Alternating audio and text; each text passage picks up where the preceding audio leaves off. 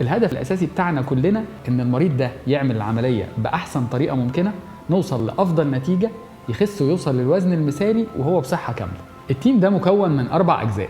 التيم الاولاني هو تيم الجراحين، التيم الثاني هو التخدير، الثالث هو التمريض، التيم الرابع هو التكنيشنز. لما يجي نتكلم على الجراحين، انا على راس التيم ومعايا 4 من الاسيستنتس، دورهم ان هم يساعدوني اثناء اجراء العمليه.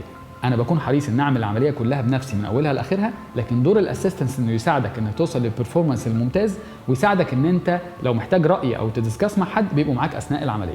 لما يجي نتكلم على التخدير 3 استشاريين تريند فقط على عمليات السمنه، هم متخصصين بس ان هم يعملوا عمليات السمنه، مسؤولين عنك من اول دخولك لغرفه العمليات، ومسؤولين عنك اثناء اجراء العمليه، وعن تحديد الالم او الكنترول بتاع البين بعد العمليه. ثالث تيم هو التمريض.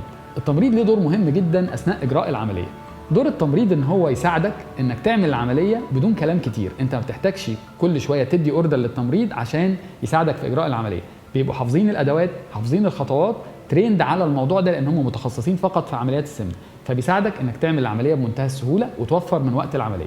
التيم الرابع هو تيم التكنيشنز. التكنيشنز دورهم يساعدوا الافراد اللي شغالين جوه غرفه العمليات، بمعنى ان دكتور التخدير دايما واقف جنب المريض بتاعه، عشان كده في تكنيشن مسؤول ان هو يديله الادويه اللي بيطلبها منه. كمان دورهم ان هم ينقلوا المريض بعد ما يخلص العمليه بطريقه بروفيشنال بره اوضه العمليات.